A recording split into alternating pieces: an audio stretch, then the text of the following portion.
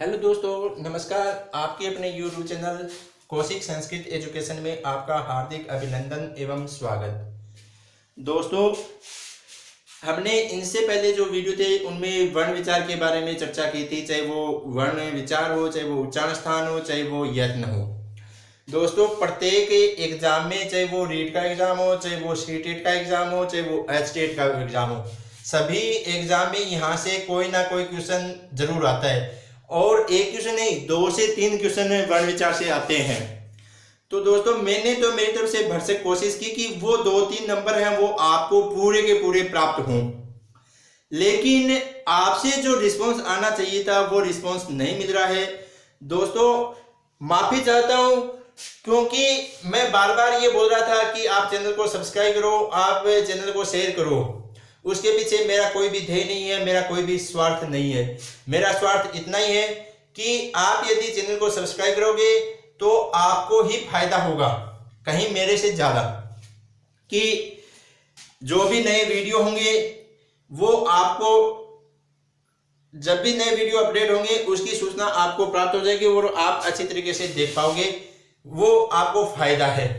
दूसरी बात, यदि आप वीडियो को शेयर करते हो तो उससे ये फायदा है कि आपके जो भी मित्र हैं उनको भी बेनिफिट होगा।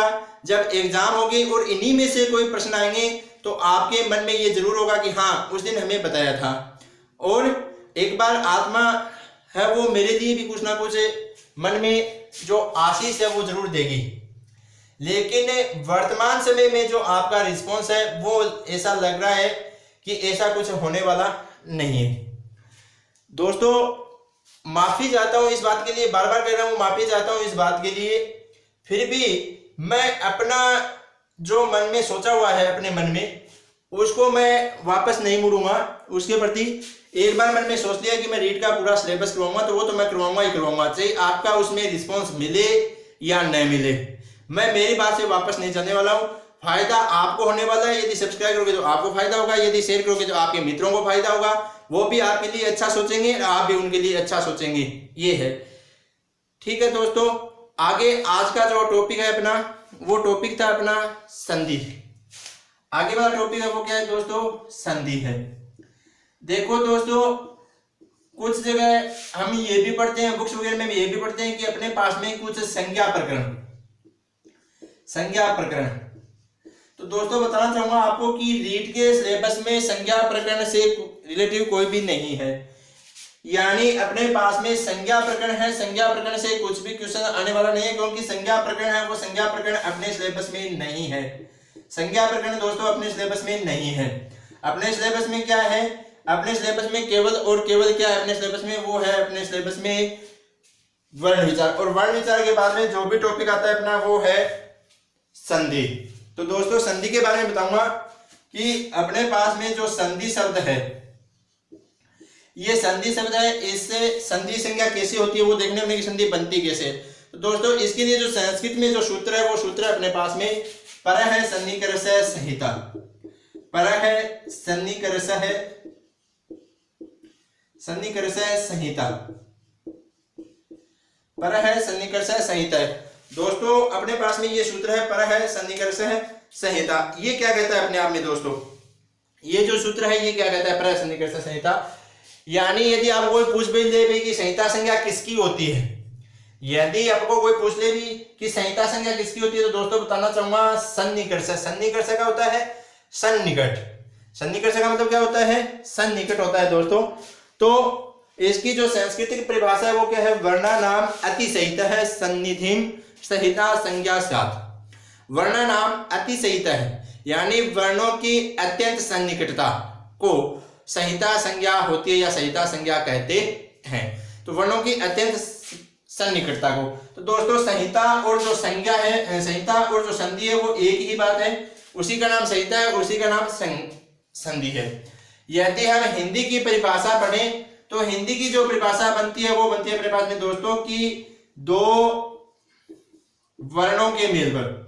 दोस्तों, बहुत सारे हैं बच्चे, उनको पढ़ी हुई भी है, वो क्या कहते हैं, जब भी पढ़ता है, मैं बहुत सारे लोगों के सामने जब ये संधि की परिभाषा पूछी थी, चाहे वो कोचिंग हो चाहे वो स्कूल हो, तो लगभग है वो बोलते हैं कि 2 या 2 से अधिक शब्दों के मेल पर होने वाले परिवर्तन को संधि कहते हैं। तो वो एकदम से गलत है। शब्द नहीं मिलते, मिलते क्या है यहाँ पे, वर्ण मिलते हैं। एक बात और ध्यान में रखनी है, दो वर्णों के मेल पर होने वाले परिवर्तन को संधि कहते हैं। किसको कहते हैं, परिवर्तन को। जब दो वर्ण आपस में मिलते हैं, दो वर्णों के मिलने पर जो परिवर्तन होता है, क्या होता है, जो परिवर्तन, यानी कहने का तात्पर्य जो विकार उत्पन्न होता है, परिवर्तन या विकार, जो परिवर्तन या विकार उत्पन्न होता है उसे क्या कहते हैं, संधि कहते हैं। एक बार फिर अवगत करवाना चाहता हूं, आपको संधि की परिभाषा नहीं आएगी, ये परिभाषा नहीं आएगी।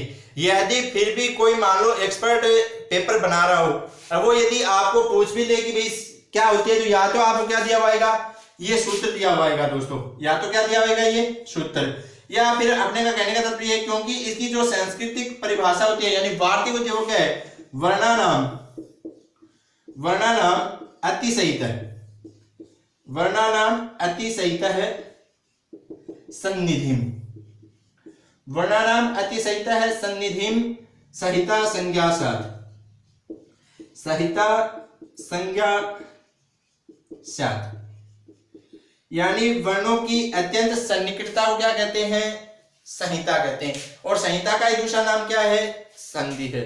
तो बेहतरीन तरीके से समझ गए होंगे कि यदि आपको संधि की परिभाषा पूछे तो आप बता दोगे संधि की परिभाषा क्या होती है, परः सन्निकट से संहिता, या फिर वर्णानाम अतिशयित है। और यदि वो हिंदी में पूछे तो दो वर्णों के मेल पर होने वाले परिवर्तन को क्या कहते हैं, संधि कहते हैं। अब आगे चलते हैं दोस्तों की संधि के भेद, आगे चलते हैं अपने पास में कि संधि के भेद। तो दोस्तों संधि के भेद दो तरीके से मिलते हैं अपने पास में। जो व्याकरण सिद्धांत कौमुदी है, जिसके रचनाकार है भट्टोजी दीक्षित। कौन सी पुस्तक है, व्याकरण सिद्धांत, व्याकरण सिद्धांत कौमुदी, इसके रचनाकार कौन है, भट्टोजी दीक्षित, भट्टोजी दीक्षित, भट्टोजी दीक्षित। तो दोस्तों इसके रचनाकार है भट्टोजी दीक्षित। इन्होंने क्या माने हैं, संधि के कितने भेद माने हैं इन्होंने दोस्तों संधि के भेद माने हैं, कितने माने हैं, 5। कितने भेद माने हैं, 5। कौन कौन से माने हैं, देखो दोस्तों, एक अपने पास में क्या थी, एक माना इन्होंने एच, एक इन्होंने माना है हेल, एक इन्होंने माना है प्रकृति भाव, प्रकृति भाव, प्रकृति भाव, एक इन्होंने माना है, वो कौन सी माना है, विसर्ग, और एक कौन सी मानी इन्होंने, स्वादि। यानी अपने पास में यदि व्यक्ति विशेष से संबंधित क्वेश्चन आ जाए, वैसे तो बहुत ही कम चांस है ये क्वेश्चन आने का, ऐसा क्वेश्चन आपको आ जाए रीट में, फिर भी यदि आ जाए तो आप गलती मत कर देना कि यदि भट्टोजी दीक्षित के अनुसार पूछा जाए कि संधि के कितने भेद होते हैं, तो कितने भेद होते हैं, 5। कौन कौन से, अच, हल, प्रकृति भाव, विसर्ग और स्वादि। लेकिन अपना जो प्रमाण है वो क्या है, हम किसके अकॉर्डिंग पढ़े, अपने जो प्रमाणित वो है लघु सिद्धांत कौमुदी, लघु सिद्धांत कौमुदी। और लघु सिद्धांत कौमुदी के जो रचनाकार है वो कौन है दोस्तों, वरदराजाचार्य। कौन है, वरदराजाचार्य। और वरदराजाचार्य ने जो संधि के वो कितने भेद बताए हैं दोस्तों, 3 भेद बताए। कितने बताए हैं, 3 भेद। देखो दोस्तों इन्होंने क्या किया, प्रकृति भाव संधि है उसको तो किसमें शामिल कर दिया, अच संधि में। किसमें शामिल कर दिया, अच संधि में। और जो स्वादि है इसको किसमें शामिल कर दिया, विसर्ग संधि में। तो इस तरीके से अपने पास में यानी वरदराजाचार्य के अनुसार संधि कितने भेद होते हैं, 3 भेद। और वही 3 भेद हम पढ़ते हैं, कौन कौन से, एक अपने पास में अच संधि, दूसरी अपने पास में हल संधि, और तीसरी अपने पास में कौन सी है दोस्तों, विसर्ग संधि। आगे होगी समझ में। यानी वरदराजाचार्य ने 3 माने, अच, हल और विसर्ग। तो अब दोस्तों बताओ अच का दूसरा नाम क्या है, अच का दूसरा नाम क्या है, स्वर है। और हल का दूसरा नाम क्या है, व्यंजन है। क्यों, समझ गए होंगे क्यों है, क्योंकि अच प्रत्याहार में जो वर्ण आते हैं वो क्या होते हैं, अच। प्रत्याहार की चर्चा हमने पहले वीडियो में की थी, एक बार वापस बताना चाहूंगा। यदि आपको पढ़ना है और यदि आपको समझना है और यदि आपको अध्ययन में निरंतरता रखनी है तो पहले वाले वीडियो देखने ही पड़ेंगे, वरना आप फॉर्मेलिटी न करें। फॉर्मेलिटी न करें कि हाँ ठीक है वीडियो देखना है, एक वीडियो देख लिए, एक वीडियो के तहत अपने तैयारी हो जाएगी, वो नहीं होगी। वीडियो सभी देखने पड़ेंगे तभी आप निरंतरता कर पाओगे, वरना क्या एच है, क्या हल है, क्या विसर्ग है, ये नहीं समझ पाओगे आप लोग। तो एच का मतलब क्या हो गया? स्वर। एच का मतलब क्या हो गया? स्वर। और हल का मतलब क्या हो गया? व्यंजन, क्योंकि एच प्रत्यय में जो वर्ण थे वो क्या थे? स्वर थे, और हल में जो थे वो क्या थे? व्यंजन थे। ठीक है दोस्तों, लघु सिद्धांत कौमुदी के अनुसार 3 है और व्याकरण सिद्धांत कौमुदी के अनुसार कितने हैं? 5 है। ये वरदराजाचार्य वही है दोस्तों, इनकी एक बहुत ही अच्छी कहानी है, आप लोगों के लिए थोड़ी सी चर्चा करने चाहूंगा मैं आप लोगों के साथ में। इनकी जो चर्चा है, कहानी इनकी जो जीवन से संबंधित है वो क्या है कि ऐसा बताया जाता है कि ये अपने आप में बहुत ही मूढ़ यानी मूर्ख थे, जड़ बुद्धि थे, ये इनको कुछ भी नहीं आता था। तो ये प्राचीन काल में जो विद्याश्रम होते थे वहां पे इन्होंने अध्ययन के लिए विद्याश्रम में प्रवेश किया था, और इनके जो आचार्य थे वो आचार्य इनसे तंग हो गए, और इनसे तंग होकर इनको क्या कहा कि भाई हमारे समझ में कुछ भी नहीं आएगा। इनके जो गुरुजी उन्होंने कहा कि आपके कुछ भी समझ में नहीं आने वाला है, आप जड़ बुद्धि हो। तो वो वहां से क्या है कि बोलो नहीं गुरुजी, मैं कुछ ना कुछ गुरु दक्षिणा तो जरूर दूंगा। तो जाते वक्त तो इन्होंने क्या कहा कि तेरी गुरु दक्षिणा है तो आश्रम छोड़ करके चला जा, वो मेरे लिए गुरु दक्षिणा ही है। तो ये क्या गए दोस्तों, वहां आश्रम से निकल गए, और आश्रम से निकलने के बाद में गांव के बाहर एक कुआं बना हुआ था, और उस कुएं पे जाकर के बैठ गए। वहां पे कुछ महिलाएं हैं, वो उस कुएं से जल खींच करके निकाल रही थी। तो जल खींच करके निकाल रही थी, वो बैठे बैठे देख रहे थे कि रस्सी से जल बाहर निकाल रही है महिलाएं। फिर वो महिलाएं जाने के बाद में जो ये उस कुएं के पास में गए, तो उस कुएं के ऊपर जो पत्थर की जो शिला लगी हुई थी, उस शिला के ऊपर गहरे गहरे गड्ढे हैं वो बने हुए थे रस्सी के कारण। तो इन्होंने मन मन में सोचा कि करत करत अभ्यास से सोगुनी जड़मत होत सुजान, रसरी आवत जावत है शिल पर परत निशान। यानी वो देख करके ही ये इतने उत्साहित हो गए कि भाई एक पत्थर को रस्सी है वो काट सकती है, तो मेरी तो जड़ बुद्धि है, तो मैं क्या अभ्यास के द्वारा इस जड़ बुद्धि को अच्छी तरीके से ज्ञानार्जन नहीं कर सकता। तो वो उसी दिन से वहां पे आश्रम में आ गए, और आखिर में इतने विद्वान हुए कि इन्होंने एक प्रसिद्ध व्याकरण की ग्रंथ की रचना की थी, और वो ग्रंथ कौन सा था? लघु सिद्धांत कौमुदी। तो ये इसलिए बताइए दोस्तों कि आपके मन में भी कभी ये नहीं होना चाहिए कि मेरे को नहीं आती है। यदि आप अभ्यास करोगे तो सब कुछ आएगा। बहुत सारे लोगों की ये होती है, मैं पूछता भी हूँ चाहे वो कोचिंग में हो, क्योंकि कोचिंग में भी बहुत बार मैंने चर्चा की है और भी की है, तो उनके मन में ये एकदम से बैठ जाता है ये कि हमारे समझ में नहीं आएगी। सामने 100-200 बच्चे पढ़ रहे हैं, आगे वाले 1-2 बच्चे हैं वो तो कहते हैं हाँ ठीक है सर समझ में आ रहा है, बाकी पीछे वाले कहते हैं कि नहीं सर समझ में नहीं आ रहा है। और आप लोगों में भी बहुत सारे लोगों के मन में यही है कि संस्कृत है वो समझ में नहीं आ रही है, थोपी जा रही है कि इंग्लिश तो मेरे को आती नहीं है। तो दोस्तों एक बार बताना चाहूंगा आपको, आता सब कुछ है।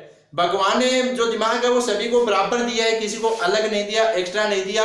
कमी यही है कि आपके अंदर आत्मविश्वास नहीं है। वो आत्मविश्वास जगाओ और जो अभ्यास है वो करो निरंतर, आपको जरूर समझ में आएगा। और जो अभ्यास करता है ना वो ही सफलता को प्राप्त होता है दोस्तों। चलो आगे चर्चा करते हैं अपने पास में संधि के बारे में। संधि की जो परिभाषा थी वो मैंने आप लोगों को बता दी, किसने कितने भेद माने हैं वो मैंने आप लोगों को बता दिए हैं। चलो दोस्तों आगे है अपने पास में अब संधि। तो संधि के कितने भेद हैं दोस्तों?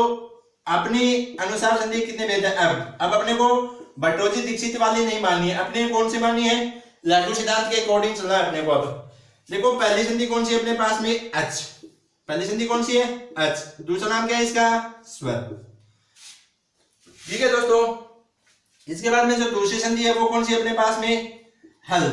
हल का दूसरा नाम क्या है अपने पास में दोस्तों? व्यंजन। इसके बाद में जो तीसरी है वो कौन सी है अपने पास में? विसर्ग। तो दोस्तों अज, हल और विसर्ग ये 3 संधि है। देखो सबसे पहले अपने पास में अज, दूसरी अपने पास में क्या है? हल, और तीसरी क्या है? विसर्ग। अब देखो परिभाषाओं के तौर पे आते हैं। वैसे एग्जाम में, रीट के एग्जाम में परिभाषा नहीं आती है, फिर भी अपने को समझने के लिए देखो आज संधि है उसको हम कैसे समझेंगे कि ये अपने पास में क्या है? संधि का जो एक चिन्ह होना चाहिए वो है, चाहे आप इसको प्लस बोल दो समझने के लिए, चाहे आप इसको घन बोल दो, चाहे आप इसको वर्ग बोल दो, कुछ भी बोल दो, आपको केवल और केवल समझना है कि अपना जो ज्ञान है वो इसके माध्यम से बढ़ जाए, बस इतना होना चाहिए। तो आपको समझना है, आप इसको चाहे कुछ भी बोलो। तो यानी इस चिन्ह से, यानी इस प्लस से इधर भी क्या होगा? स्वर होगा, और इधर भी क्या होगा? स्वर होगा। यानी कहने का तात्पर्य अपने पास में कि जो अपने पास में घन का जो चिन्ह है, संधि का जो चिन्ह है, उसके इधर भी स्वर और इधर भी स्वर, यानी 2 स्वर वर्णों के परस्पर मेल पर होने वाले परिवर्तनों क्या कहते हैं? स्वर संधि कहते हैं। क्या कहते हैं? स्वर संधि। इसके बाद में आगे अपने पास में क्या है? हल संधि। तो हल संधि में जो है वो क्या है अपने पास में, हल संधि में अपने पास में क्या है दोस्तों कि इधर अपने पास में क्या होगा, हलंत वर्ण यानी व्यंजन, क्या होगा, व्यंजन, और आगे क्या होगा अपने पास में, स्वर या फिर व्यंजन। तो इसकी परिभाषा तो ये है दोस्तों कि व्यंजन या स्वर वर्णों के या व्यंजन वर्णों के परिवर्तन पर होने वाले, मेल पर परिवर्तन पर होने वाले वर्णों को क्या कहते हैं, व्यंजन संधि कहते हैं। लेकिन कुछ जगह क्या होता है दोस्तों, इधर भी स्वर आता है लेकिन स्वर के तुरंत बाद में क्या आता है, व्यंजन आता है, तो वहां पर भी क्या होती है, व्यंजन संधि होती है। और ऐसा अपने रीट के सिलेबस में एक संधि भी है अपनी, जो है तुकागम संधि। तुकागम संधि है, वहां पे क्या होता है अपने पास में, पहले स्वर होता है और आगे क्या होता है, व्यंजन होता है। और बाकी जो है अपने पास में वो क्या है, पहले व्यंजन होगा उसके बाद चाहे स्वर हो चाहे व्यंजन हो। आगे होगी समझ में। इसके बाद में अपने पास में आगे है वो क्या है, विसर्ग संधि। आगे क्या अपने पास में, विसर्ग संधि। तो विसर्ग संधि में दोस्तों अपने पास में इस चिन्ह से पहले क्या होगा, विसर्ग होगा और आगे स्वर भी हो सकता है और व्यंजन भी हो सकता है, स्वर भी हो सकता है और क्या हो सकता है, व्यंजन भी। तो बेहतरीन तरीके से समझ गए होंगे, दो स्वर वर्णों के मेल पर व्यंजन, स्वर या व्यंजन के मेल पर, स्वर या व्यंजन के मेल पर होने वाला परिवर्तन विसर्ग, और स्वर या व्यंजन के मेल पर होने वाला परिवर्तन। तो यदि आपको कोई संधि की जो परिभाषा पूछे तो आप निश्चित तौर पर बता दोगे। अब देखो आगे चलते हैं अपने पास में, आगे क्या है दोस्तों, आगे जो संधि है वो सबसे पहली संधि कौन सी है अपने पास में, अच संधि या स्वर संधि। पहली संधि कौन सी है दोस्तों, अच संधि या स्वर संधि। पहली संधि अपने पास में अच संधि, अच संधि। इस अच संधि का ही दूसरा नाम क्या है दोस्तों, स्वर संधि। स्वर, दूसरा नाम क्या है दोस्तों इसका, स्वर संधि।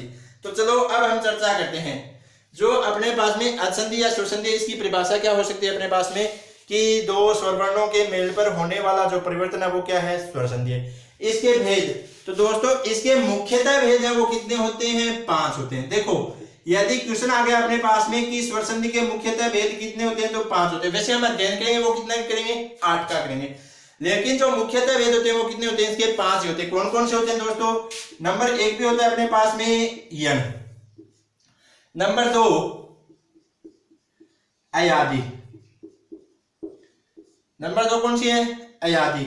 नंबर 3 पे अपने पास में है गुण, नंबर 4 पे अपने पास में है वृद्धि, और नंबर 5 पे अपने पास में कौन सी है, दीर्घ।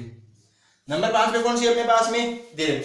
अब देखो मुख्यतः यही 5 भेद होते हैं, स्वर संधि है उसके मुख्यतः 5 भेद यही होते हैं। और इसके अलावा जो 3 भेद होते हैं वो कौन से होते हैं, एक तो होता है पररूप, एक होता है पूर्व रूप, और एक होता है प्रकृति भाव।